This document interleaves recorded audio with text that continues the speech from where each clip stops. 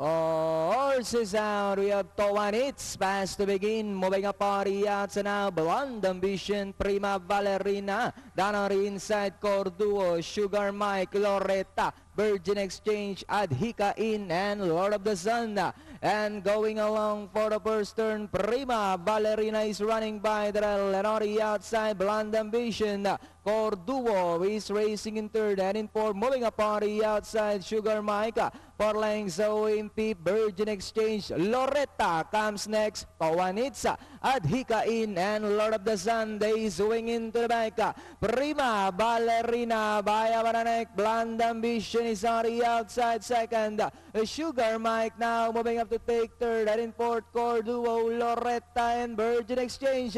Prima Ballerina is still in front, and on the outside, Blonde Ambition now moving a party outside to take the lead.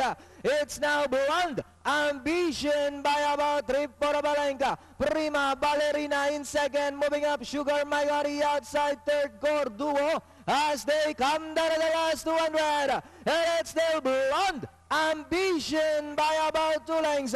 Sugar Mike now in second, Prima Ballerina, Corduo. Last 100 meters. And it's still entry number 9, Blonde Ambition by about 3 lengths. Sugar Mike, Prima Ballerina. And finally, Blonde Ambition, Prima Ballerina, Sugar Mike, Corduo, Lord of the Sun for your Pentafecta.